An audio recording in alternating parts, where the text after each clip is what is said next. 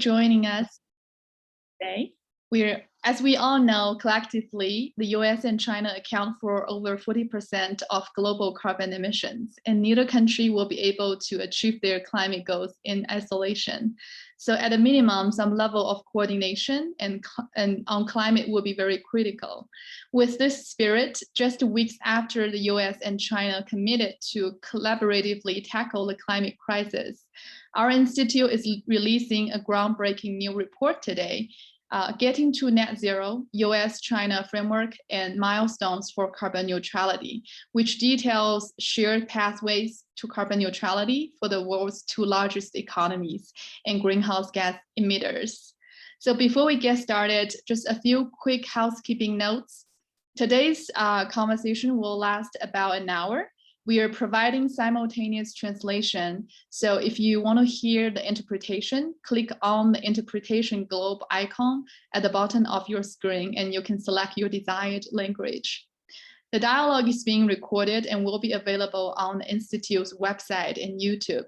If you would like to direct any questions to the speakers, please enter them in the Q&A box on your screen. We'll try our best to answer some of them today. And we're very delighted to be joined today by our chair, Governor Jerry Brown, and Vice Chair Mary Nichols. Our first speaker really needs no introduction. He had been the longest serving governor of the state of California, where he advanced some of the most ambitious climate policies in the state and nation. Governor Jerry Brown, allow me to turn it over to you.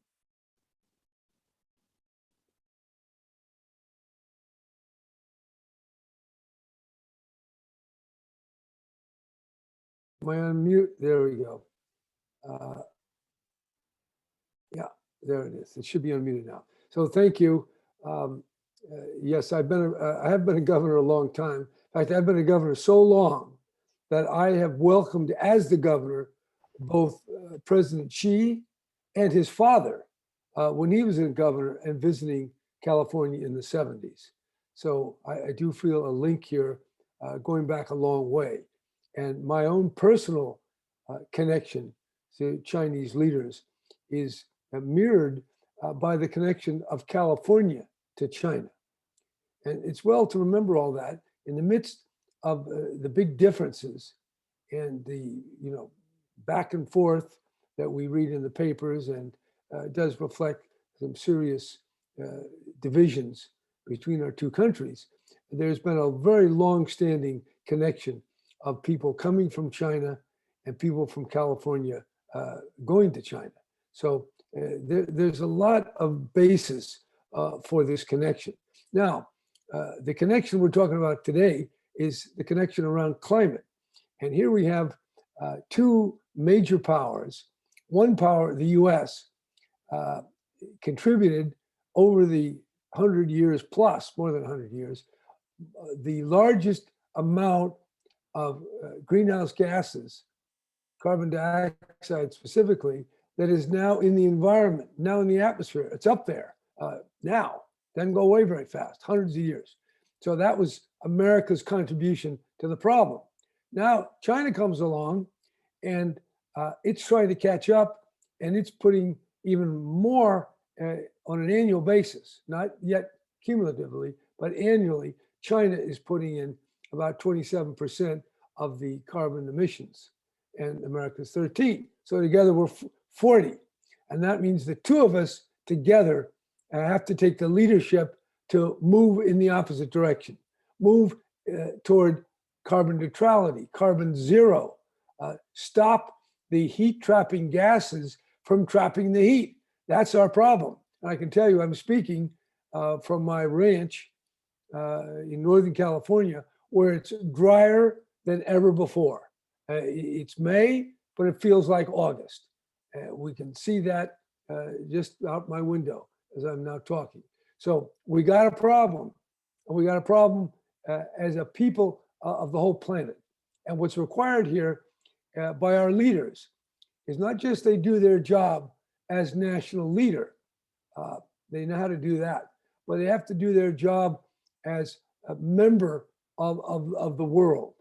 And this is what I call not just national interest, but doing that, but going beyond to the planetary interest and embarking upon what I call planetary realism.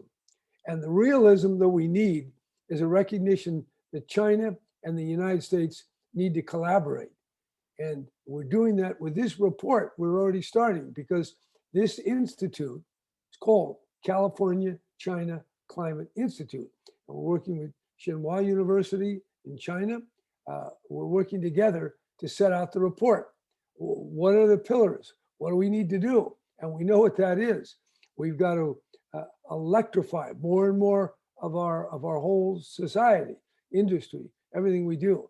And then we got to make sure the electricity is clean and gets to zero or as near zero as quickly as we can in the most effective, efficient ways. And then we have to make sure, as far as moving people and goods, we have to make sure our vehicles and our trucks also are zero emission. And then as we do that, we also have to look about our industrial plants and how we have processes, whatever they may be. Those industrial processes, they too have to reduce their emissions, and we got to get to zero. It's almost impossible to imagine that. That's where we got to go, to zero. And we have to then learn how to capture the R&D naturally in soil and forest, but also developing the technology to capture the carbon. Look, this is huge, and it's not something China can do by itself or America or any country. It's going to take people in the world, leaders first, and then business and all sorts of other institutions on the whole planet Earth to collaborate together. And just specifically, what we're talking about collaborating. Now, this is huge because every time you pick up the paper, you find the exact opposite, non-collaboration. What are all the ways that we're different? How much can we list all our differences, what we don't like? Okay, you all know what that is. I'm not going to talk about it. I'm going to talk about what China and America can do together. Number one, we can set out these common milestones and actually develop dates, 2025, 2030, 2040, 2050, and beyond. What are we going to do in each sector of our society by what date? And then what common strategies can we develop? And how do we exchange technically? We can't do it all together. I know we're all worried about intellectual property and stealing this and hacking that, but it doesn't matter. Climate is not waiting for politics. It's not waiting for business. It's happening. So that's why this institute and this report is framing a path forward where we tackle the carbon emissions. We share technology, we collaborate, we talk about it, and we also have to prioritize together what new technologies do we need if we're going to get it done.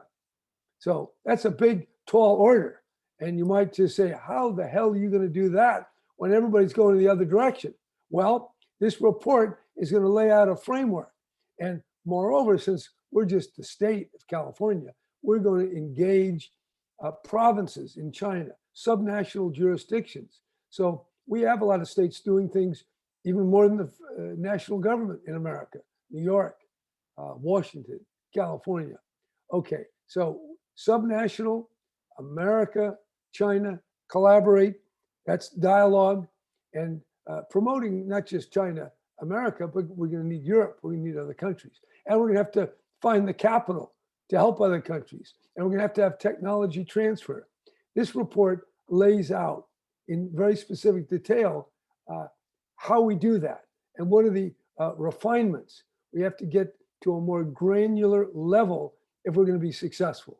So this is bold, this is important, and all of you who have joined us are joining a very important enterprise as we go forward to a better world, a improved climate, reduced pollution, reduced emissions. And it is my belief, I'm totally committed to also, through this collaboration, minimize the other conflicts which have enveloped the greater relationship. So climate is important in itself, and it's also important because it's going to show us how to develop habits and how to work those habits of cooperation, of dialogue, of working together for the total humanity. That's what I call planetary realism, a common, recognizing the common interest, the common vulnerability, and the common enterprise.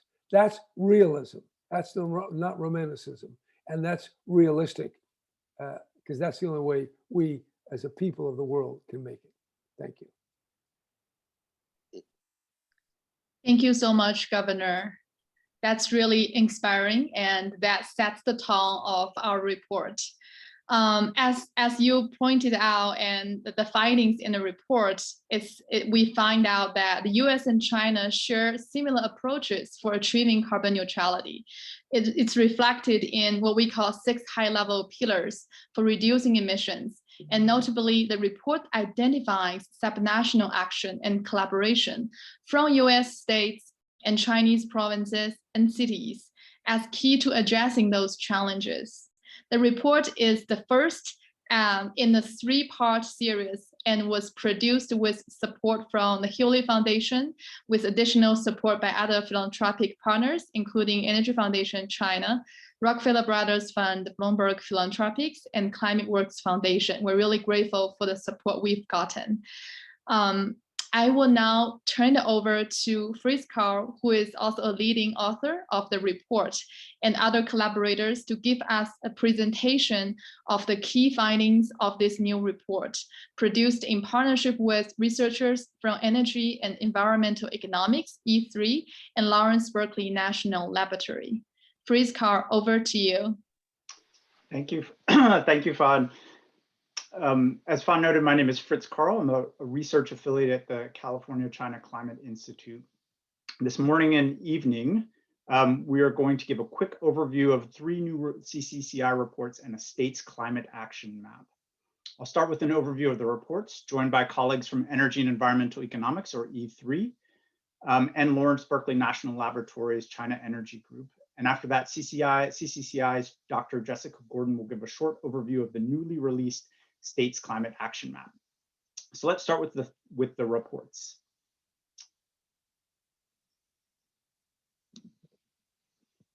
The 3 reports are a series of studies that CCCI undertook in collaboration with E3 and LBNL to explore the ways in which the US and China can work together to achieve carbon neutrality. 2 of the reports are reviews of recent studies that examine the technology pathways to achieve deep reductions in greenhouse gas emissions in the US and China. A 3rd report, which is the one we're going to focus on today, is a synthesis report that builds on these US and China reviews to develop a framework for US-China coordination on carbon neutrality goals. I'm going to first give a brief overview of this synthesis report, and then I'll hand over to Dr. Nan Zhou from LBNL to give highlights from the China report, and then to Amber Mahone of E3 to give highlights from the US report. The synthesis report, as Fawn noted, the synthesis report is released and is available for download from the CCCI website, and the China and US report should be available by the end of this month. I wanted to start with some overall motivation. Why do we do this? As a global community, I think we're moving into a period where we're thinking more boldly about dealing with climate change than at no other time, perhaps since the late 1990s. Europe, China, Japan, and the US have all announced mid-century climate or carbon neutrality goals, and India is reportedly considering some form of a mid-century commitment. This sense of ambition is a far cry from where we were just 5 years ago, and it presents a window of opportunity to make real progress on the transitions needed in energy systems, industry, buildings, transportation, and land use needed to achieve major reductions in greenhouse gas emissions. As the world's 2 largest emitters in economies, the US and China are pivotal for turning this recent momentum into reality, but their bilateral relationship is equally important. No country is going to meet these mid-century emission goals on its own. We tend to talk somewhat casually about these kinds of goals, but achieving them will be one of the most challenging and complex endeavors in human history. And it's also important to keep in mind that this is a global problem. So even if the US and China could individually meet its mid-century carbon neutrality goals, while the other does not, or other countries do not, it isn't that meaningful. This is a global problem that requires a global solution. So if cooperation, or at least some form of coordination between the US and China is important, What should be the overall framework for that coordination? Where should it focus? A deeper question related to this question of focus is, what do we currently know about how we might achieve these mid-century carbon neutrality goals? Where are our knowledge, technology, and policy gaps? And what does that imply for what we should be doing over the next decade? These are the questions that we set out to address in the 3 reports. We'll talk about the China and US reports in a bit, but I wanted to first highlight a few things from the synthesis report. The synthesis report seeks to address 3 overarching questions. And again, these are based on reviews of recent studies. First, what are the different technology strategies and milestones that would be needed to achieve mid-century carbon neutrality goals in both countries, in the US and China? In other words, how are we going to achieve these goals and what do we need to do by when to achieve them? Second, what are the technology and policy gaps to achieving carbon neutrality goals? What are we missing? Third, based on this assessment of strategies, milestones, and gaps, where should the US and China focus their collaborative efforts? What should the 2 countries do together versus what can they do on their own? One of the interesting things that's striking, but perhaps not that surprising, is how much convergence there's been in how people in the US and China have been thinking about how these deep reductions in greenhouse gas emissions might be achieved. At a high level, you can see this convergence through what in the US is often referred to as pillars, which are high-level strategies for reducing emissions. The number of pillars varies across studies, but in this report, we're using 6. They include energy demand reduction through energy efficiency and conservation, electricity sector decarbonization and low carbon fuels, sector decarbonization, low carbon fuels, electrification, reductions in non-CO2 and other non-energy CO2 greenhouse gases, and terrestrial and geological CO2 sequestration. In each of these 6 pillars, both the level of effort and the strategies for reducing emissions that people are thinking about in the US and China are relatively similar. For instance, for the electricity decarbonization pillar, in both countries, researchers are projecting that meeting carbon neutrality goals by around mid-century will require reducing electricity sector emissions by 95 to 100%. And the way that these emission reductions will be achieved is by expanding renewable and nuclear power to around 90 to 100% of total electricity generation. These kinds of similarities across the 6 pillars reflect a convergence in technologies between the US and China, but also in how policymakers and researchers in both countries are approaching the broader problem of how to dramatically reduce economy-wide greenhouse gas emissions over the next 3 decades. If the US and China have similar mid-century emission reduction goals and similar high-level strategies for how to achieve them, then both countries could conceivably, and we're arguing should, come up with a set of common milestones. Put simply, milestones are ways of measuring progress toward longer-term goals. The most intuitive way to understand milestones is through an example. From the pillars that we just talked about, one of the core strategies for meeting carbon neutrality goals will be decarbonizing the electricity sector. Based on our reviews, the dominant strategy for doing so will be to increase the share of non-fossil generation to around 90 to 100% by mid-century. So we can work backward from this 90 to 100% range and ask, if this is where we need to be in the 2050 to 2060 time horizon, where should we be in 2030 and 2040? In 2018, China had a 30% share of non-fossil generation, and the US was 36%. If we were going to be 90 to 100% by 2050, then by 2030, we'll already need to have made substantial progress toward this endpoint. If the pace of our progress is slower to 2030, we'll need to do much more between 2030 and 2040 to reach a 90 to 100% share of non-fossil generation in the electricity sector.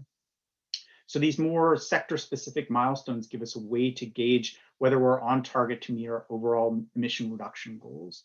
Milestones aren't meant to be binding. Neither the US nor China would include these in its nationally determined contributions, but they are meant to provide a measure of transparency and accountability. If we aren't making progress in reducing emissions in key sectors as measured by these milestones, how are we going to catch up?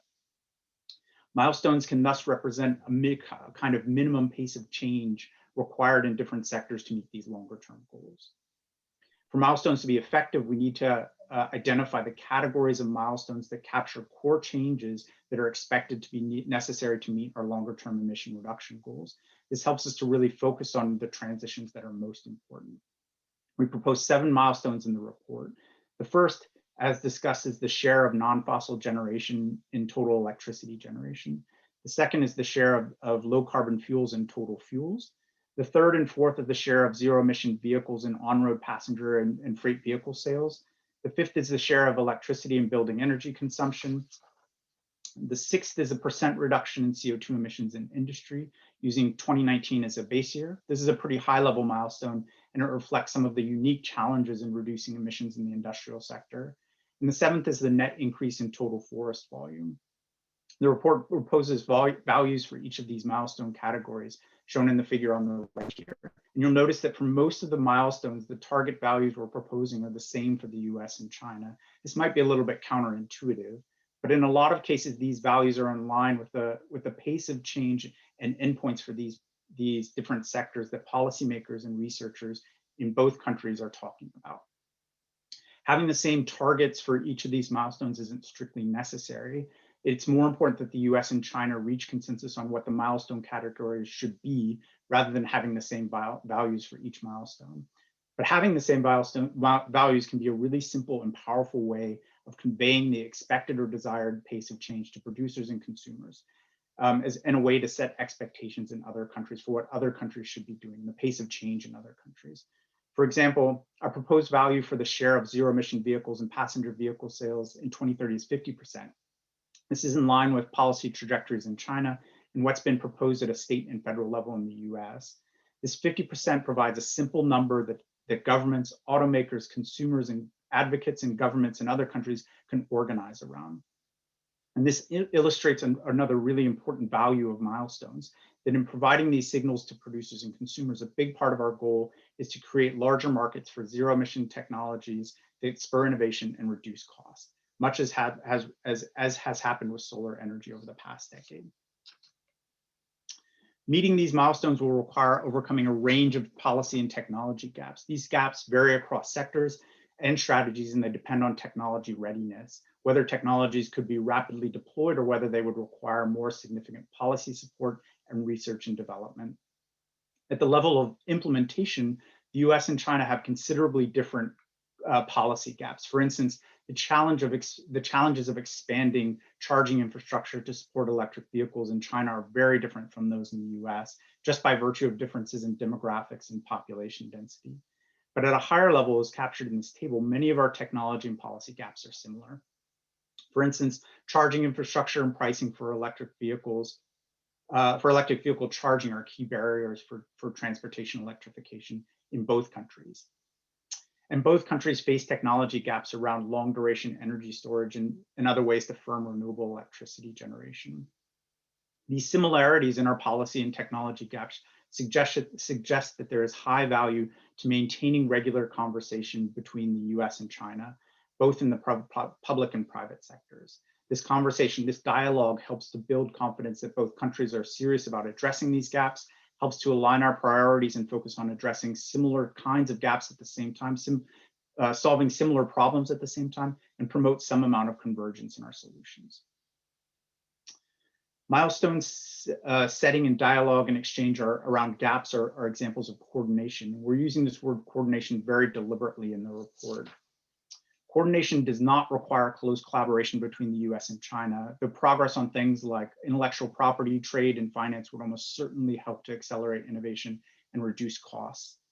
Coordination is much more about getting aligned directionally and developing shared understandings. How do we define the goals for carbon neutrality? What will be the pace of change needed to achieve these goals? What are the gaps? And what challenges might we face in trying to address those gaps? In the report, we're arguing that 4 forms of US-China coordination on carbon neutrality are most important. The first is some consensus around common milestones, these ways of gauging progress that we just talked about. The second is regular dialogue and exchange on topics of shared interest. And this could start relatively broad with non-sensitive topics to build trust and then ultimately move on to more challenging topics. Third is a shared understanding of research development and deployment priorities. This isn't joint R&D, nor does it mean that the US and China have to have parallel R&D programs. But in general, if we can be orienting our R&D spending around similar or complementary problems, we'll have a higher probability of accelerating technological progress on the relatively short time horizon that we have. And the fourth is coherent international leadership, including 3 main things: efforts to reduce emissions from international air travel and shipping, structuring overseas development aid and technology transfer in a way that's consistent with global emission reductions and global goals, and developing institutions for international governance of the CO2 sink. As the table suggests here, the report goes into much more detail on each of these categories. Having a more formal platform for this kind of coordination as a successor to the US-China Climate Change Working Group would be helpful for facilitating coordination, but isn't strictly necessary. And this coordination approach, this idea of getting aligned, is in some ways just meant to be a conversation starter, a way of building confidence and trust that can deepen cooperation over time. And I think we've lost sight of this a bit, but to pick up on something that Governor Brown noted, I also think it's important to keep in mind that climate change is an opportunity for the US and China to find ways to cooperate and develop the capacity for global problem solving. In other words, cooperation on climate change is a way to build working relationships between the two countries that will be useful for addressing other global problems. These working relationships do not need to, and we're arguing should not be limited to national governments. Relationships between subnational governments, for instance, between Chinese provinces and US states, can play an important complementary role to national dialogue and exchange. The report goes into much more detail on the details of what national and subnational coordination might look like, as well as other topics that we've covered this evening. And I would encourage those of you who are interested to have a look at the report, and please feel free to engage us with questions or comments. And with that, I will turn to Dr. Nan Zhou from LBNL to give a quick overview of the China report. Hi, everybody. As introduced by Fritz, and my name is Nan Zhou. I'm a group leader for China Energy Group, head of International Energy Analysis Department of Lawrence Berkeley National Laboratory. I'm very delighted today and to have the opportunity to quickly and give you a little bit of preview of this China report that's going to come out very soon and in a few weeks. And also, I'm also happy to announce that we'll have our separate and China Energy Outlook coming out, and also in the coming months. And so, as introduced by Fritz, this China report really is a review of a really recently published study about China's future pathways for reducing emission to the levels consistent with either 2 degrees C or 1.5 degrees C warming targets. The studies we have reviewed include 6 institutions from China and include roughly 10 scenarios we examined, different authors, and they reflect a range of assumptions, expectations about a promise and limits of different technologies in China, and also about the evolution of China's economy and its overall energy system. One of the key goals in this report was to better understand and document these ranges of assumptions and the results in these studies. For instance, what is the range of wind, solar, and nuclear generation in 2050 in the different studies? And so some of the key takeaways from the report and I'd like to share very quickly. As you can see from this slide, it shows the CO2 emission range from these different studies and different scenarios. Overall, you see a 1.5 degrees C compatible scenario. And we found it needs to have peaked by 2020. As you can see, there's this line green parts and trending down. Obviously, it has not happened. And then the 2 degrees C compatible scenarios all find a peak around 2030, by 2030. And after that is steepest drop between 2030 and 2040. The end point in 2050 depends heavily on negative emission technologies assumption.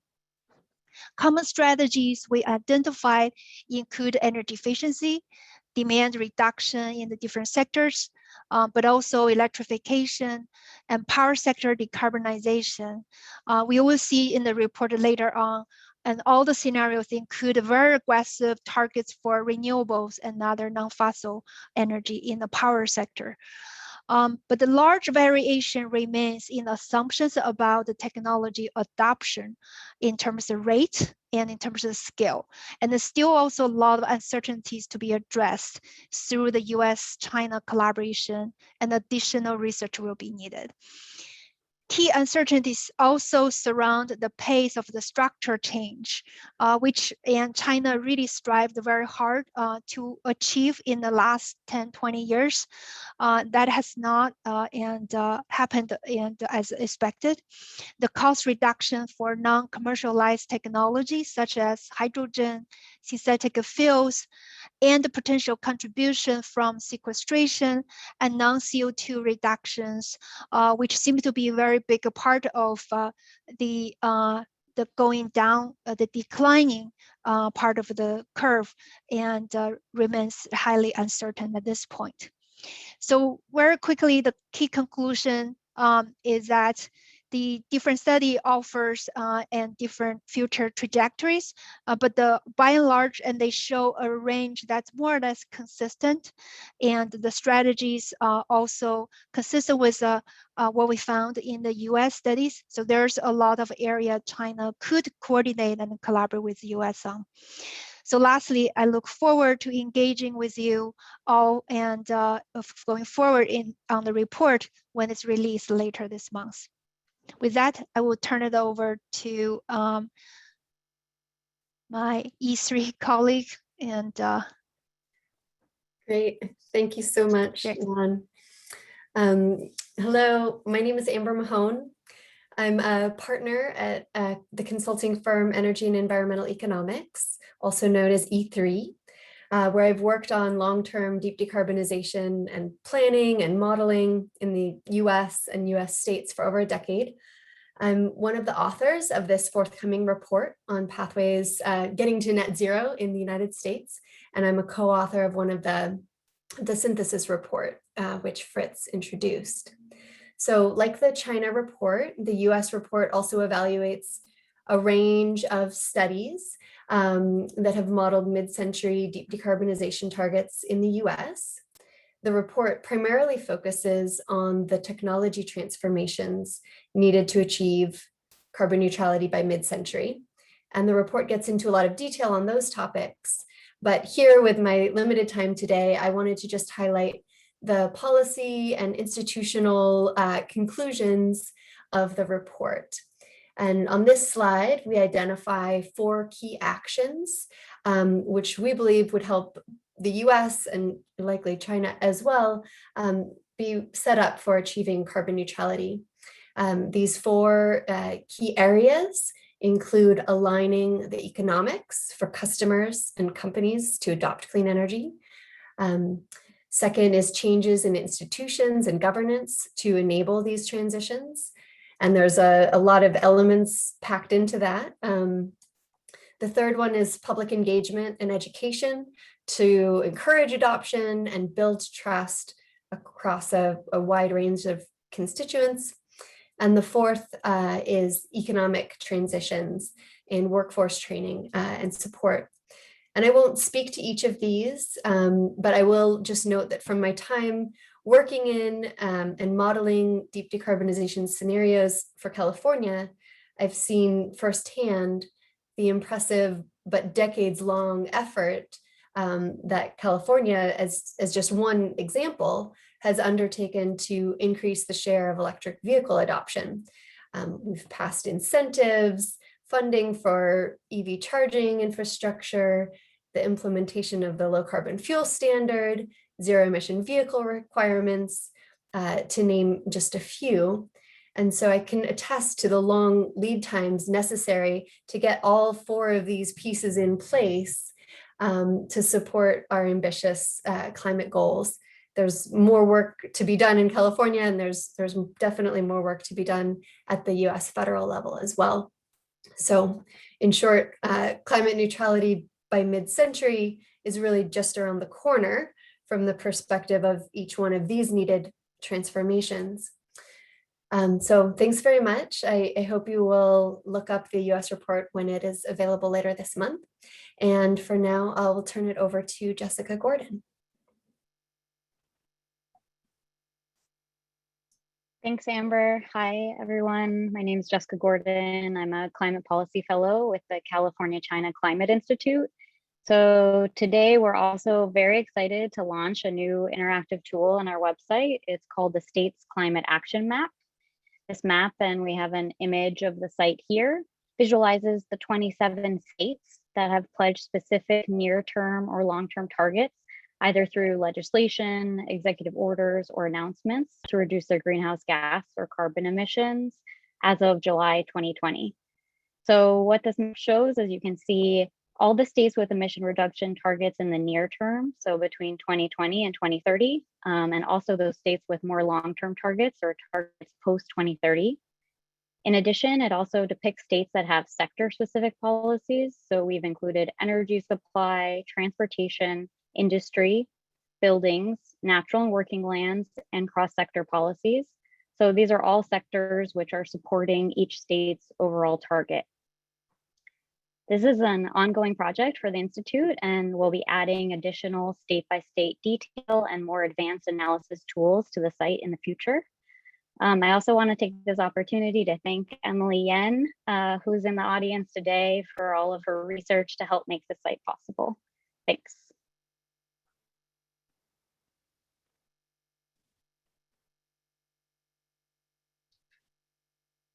Great.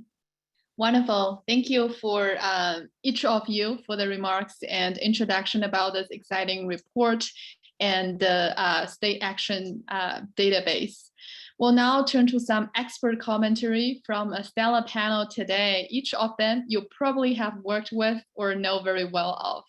So with us, we have David Vance Wagner, who's the Vice President, Strategic Partnership of Energy Foundation China, and formerly China Consular at the US State Department. Ailun Yang, Environmental Program Manager at Bloomberg Philanthropics, who manages the International Initiatives of Environment Program at Bloomberg. Joanna Louise, who is professor at Georgetown University and has 2 decades of experience working on international climate policy with a focus on China. I'd like to start with Vance. From your many years of experience and observation, given that recently the US-China joint statement, can you share your thoughts in terms of why does the US-China climate cooperation matter? And any reflections from the recent joint statement addressing climate crisis? Vance. Sure. Hi, Fan, and hi, everyone. And thank you so much for inviting me to participate. Congratulations on the release of the report and the database. And I want to thank especially Governor Brown and CCCI for your steady commitment to advancing constructive US-China climate dialogue. So Fan, to answer your question, the short reflection I have is on the overall context that this report sits in terms of the US-China bilateral climate relationship, and specifically some thoughts on the recent US-China joint statement on the climate crisis, which was released last month following US climate envoy John Kerry's trip to Shanghai to meet with Chinese climate envoy Xie Zhenhua. That statement, including both what's in it and what's not in it, is an excellent indicator of the overall dynamic between the two countries when it comes to climate, and so it's worth a careful look. And I'll actually, if I teed it up correctly, I just pasted the link to the statement in the chat. I'll just make a few points about the statement, and this is from the perspective of someone who negotiated many such statements during the final few years of the Obama administration when I was at the State Department, and then I'll reflect on what it means for the next steps of future engagement. My first point is that the very existence of the statement itself is perhaps the biggest news and a key milestone. Given that we're very much still in a sort of rebuilding trust phase of the relationship, I give Mr. Kerry and Mr. Xie a huge amount of credit for achieving such an outcome at their first in-person meeting of this era. The very fact of the joint statement notably signals to both domestic and international audiences the clear willingness of both sides to engage constructively to advance climate ambition, even as other issues in the bilateral relationship remain tense.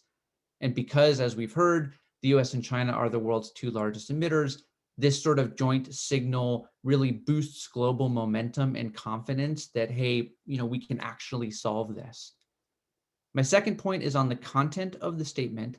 The content, which includes a long list of priority actions and sectors, reveals that both countries are putting so many of the major climate topics out there for discussion, acknowledging not just their importance for each country respectively, but also the value of related bilateral dialogue. And it's a great list.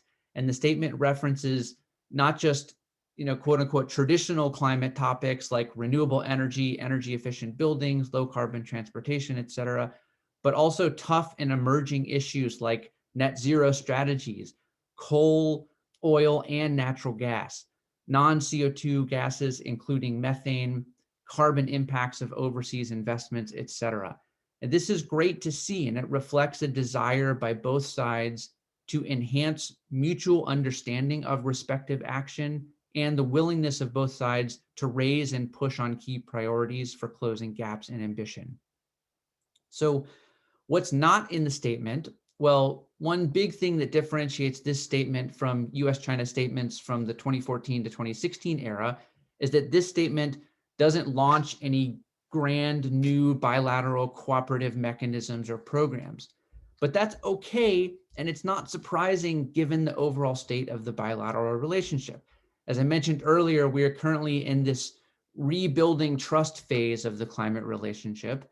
And while robust dialogue and engagement and increased mutual understanding are absolutely essential, cooperation, meaning things like joint research, joint pilots, joint technology development, might not be as much. And in fact, there are a growing number of scholars arguing compellingly that a more competitive framing, a sort of race to the top framing, might actually be more effective at incentivizing greater ambition in both countries in the coming years and decades.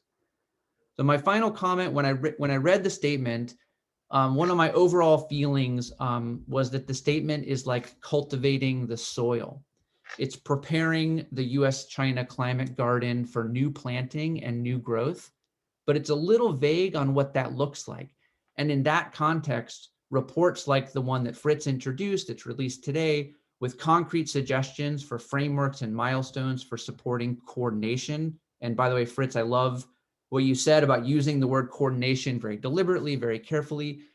Coordination between these two countries especially on pathways to neutrality, combined with the existing body of engagement experience from CCCI, and broader civil society, philanthropy, academia, subnational experience, is extremely valuable as a guide for the two governments to carry and accelerate the work going forward. So I'll stop there and thank you again for inviting my reflection.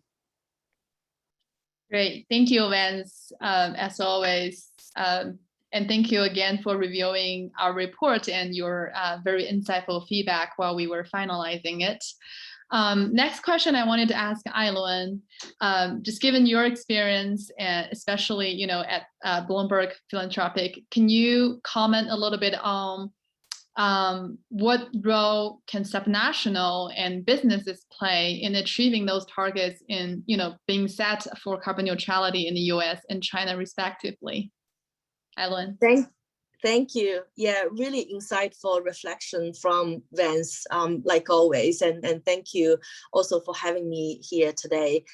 So for my part, like Dan suggested, I want to dig a bit deeper into the question of what role subnationals can play in this important bilateral climate dialogue. I think to answer this question, it's important to look at two dimensions of this. The first is what role subnational climate actions play in these two countries respectively. And then the second question is, what good can come out of these players coming together and talking together? For the first question, I think that looking first of all at the US, when the former US administration pulled the country out of Paris Agreement, Governor Jerry Brown, my boss, Mike Bloomberg, came together to say that America is all still in and formed this America's Pledge coalition, and Mary Nichols served as the vice chair. This is a coalition of states, cities, and businesses who really carried a torch during a difficult period of time, and make sure that America is still on track. Even fast forward to today, even the federal level policy environment is very different, and the current new administration has very much prioritized the climate change. But if we look at the 2030 target to cut the US emission by 50 to 52%, a big chunk of that will still need to come from subnational actions. So that's really about the importance of subnational actions. In China, of course, the system is a lot more centralized, and the subnational players might not enjoy the same kind of policy making or decision making autonomy. However, let's also not overlook the simple statistics. A big chunk of China's emission coming from coal, but a handful of Chinese provinces account for a very big chunk of China's coal already. A dozen of Chinese SOEs, the state-owned enterprises, account for a very big chunk of the energy-intensive, carbon-intensive industries. And those really means that when we talk about the climate action of the world's biggest emitter, we really need to just only zoom in a number of key provinces, cities, and businesses. So in short, I think that subnational actions are not just a necessary addition, but really it's a crucial foundation of actions on both ends. Let's also look at a question of what's the added value of subnationals from both countries coming together. A bit of history. I think the famous subnational collaboration between the two countries, of course, is California and the Guangdong province. And then afterwards, China and the US organized the 2 rounds of climate smart, low carbon city summits. And actually Vance was very much the one who were organizing both summits, 2015 in LA and 2016 in Beijing. So there was a good history and nice vibes. But I think it's fair to ask, we didn't really see, what do we really see coming out of those conversations? Those were nice gatherings, but what was really achieved out of them, and was that worth the while? I want to argue this. Those were earlier days of climate actions in both countries. What's different now? For these players, they've got 5 more years of real experience of climate action under their belts. When they meet together again, they have a lot more to talk about. And also what's really different in the bigger context, both countries have committed to both the longer term carbon neutrality, but also 2030 targets. And these targets really set the bigger framework, and so that the urgency and the drive for actions are very different today. So to conclude, Bloomberg Philanthropy is very committed to this area of work. We look forward to working with Governor Braun and your institutions and other partners to move this forward. Thank you for having me here. Great, thank you, Ai-Luen. Thanks for sharing your insight on the subnational angle. And you actually brought a really good point, is we should have those subnationals meet again and again, meet regularly to compare notes and see progress they've gotten down the road. So that's a really good idea. And I hope the Institute and all of us would play a role to facilitate some of those conversations in the future. Last but not least, I wanted to ask Joanna for some comment also on the joint statement, as Vance just talked about. I wonder if there's any additional thoughts you want to share on that. And I also wanted to ask Joanna, in terms of your, after reviewing the report, any thoughts that you have about how the report we're releasing today can serve as an action agenda for the future coordination or cooperation between the US and China on climate. Joanna? Great, thank you, Fen, and congratulations everyone on a really thoughtful, useful report. The report contains many recommendations for US-China cooperation and coordination that I would not have thought would be possible just a few months ago. But now with the Biden presidency and the recent US-China joint statement on climate change, the door is once again open for real engagement on this topic. And so thank you to those of you who are here tonight who helped to get that done. I think the most important thing about the joint statement is really what it signals in regards to raising ambition this decade with an eye toward holding global temperatures to well below 2 degrees and potentially 1.5 degrees. Because as recent modeling analysis, including in the China report that Nan presented that examines mid-century emissions transition scenarios, show us, for China to peak emissions by 2030 and reach carbon neutrality by 2060, this will require an unprecedented drop in greenhouse gas emissions and an accompanying transformation of the energy system. And of course, China does things that are unprecedented all the time, but it will also be very costly to do this. So it's very important that the transition begins as soon as possible. And this will require stronger near-term targets and policy signals than I think we currently see outlined in the 14th five-year plan. And this is where the report today, I think, provides a very helpful blueprint that can be used to develop a bilateral action agenda. A key recommendation of the report is that the US and China develop shared carbon neutrality milestones at different intervals over the next 30 to 40 years. And I think this is aspirationally the right idea, but it's likely to encounter some political obstacles. And I'd like to share a few thoughts on how we might move this forward now. First, of course, US-China cooperation tends to operate in political cycles driven by US elections, and the time we have for this administration could be less than 4 years, hopefully more. So how do you institutionalize something that needs to span a multi-decade time horizon like carbon neutrality with short political time horizons? And how do you ensure the longevity of the goals set now, knowing the domestic policy context will continue to evolve?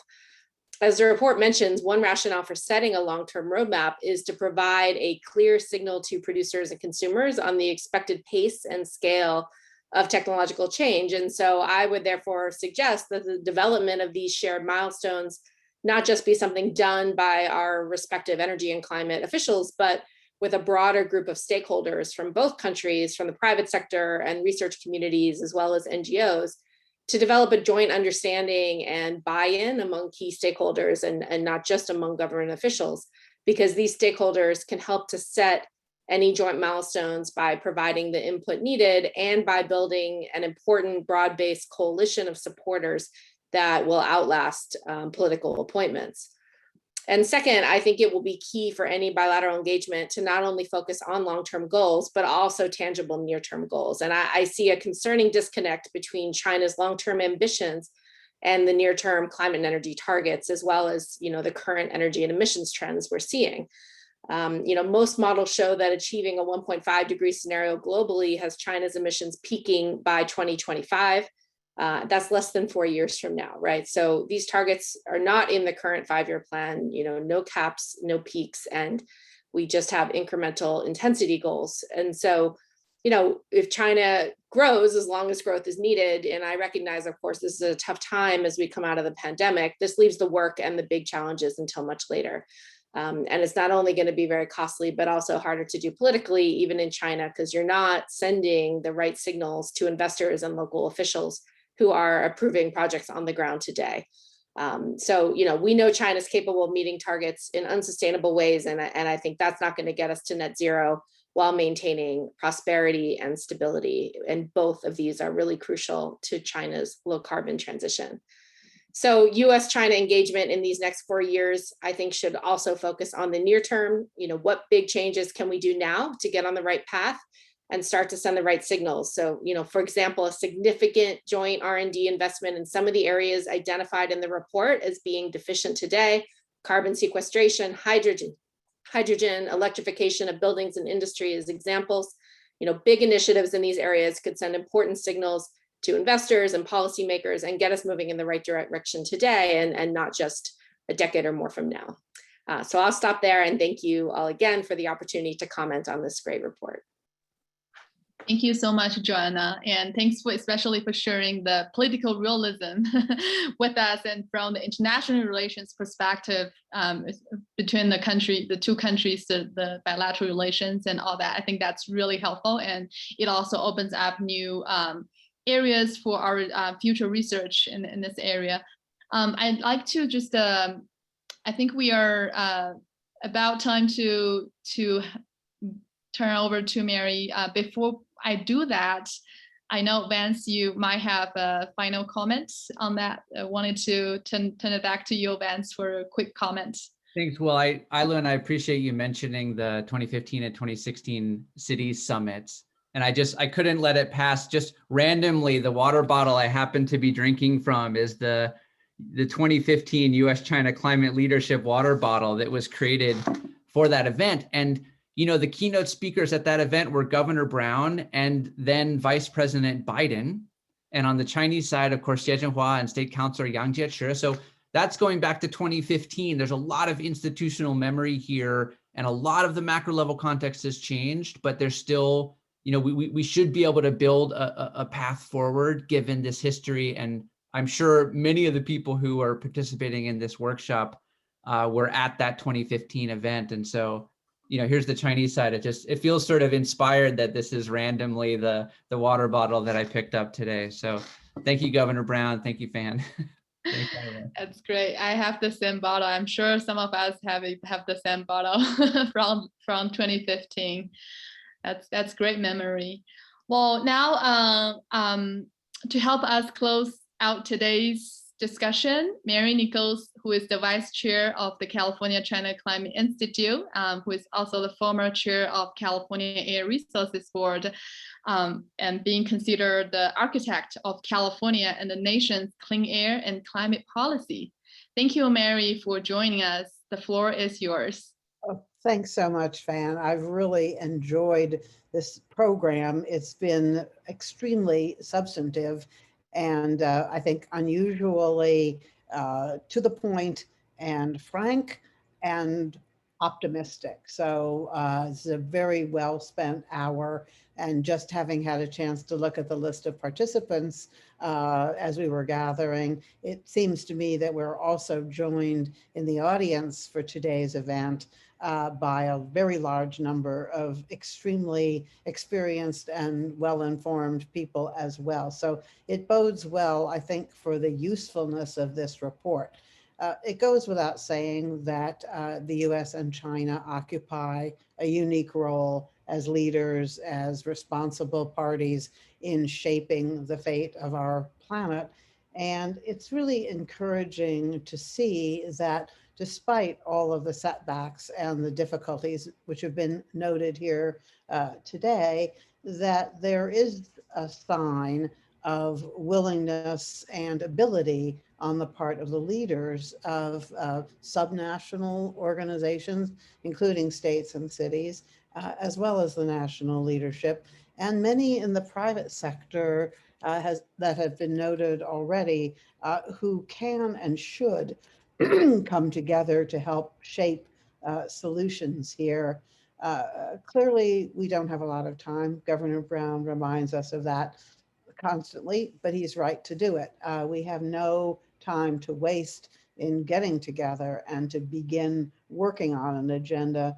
And one of the things that I think makes this report unusual and valuable is that it demonstrates that there are opportunities, specific concrete opportunities, including the issue of common milestones that could be worked on and that could provide both transparency so that others in the world, as well as we ourselves, can see how we're doing in moving towards our common goals, but also give us ways of holding each other accountable and of inspiring others who will want to join and either exceed or catch up with what it is we're doing. I think that's one of the important takeaways from this conversation.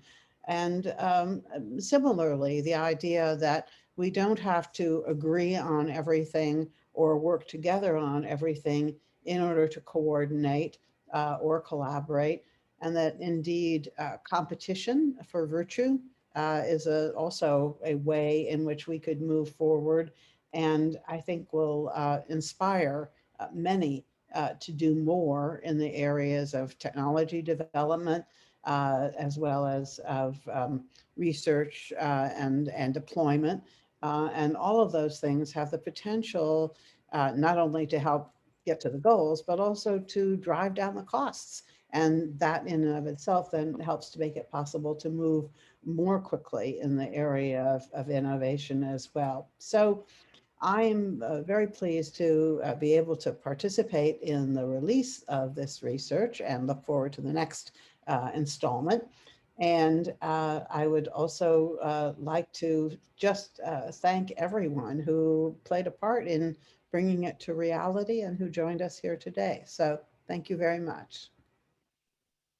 Thank you, Mary, for the closing remarks. And as always, thank you for continuing to inspire us on what we should be working on. Again, thank you all for joining us today, and we hope you're enjoying the event. The report and the state climate action map are available on our website. I believe those links are provided over chat, so feel free to check them out and stay tuned for the 2 upcoming reports in this series and other events at the Institute. Thank you all again, and we will see you soon. Thanks. Bye. Thank you.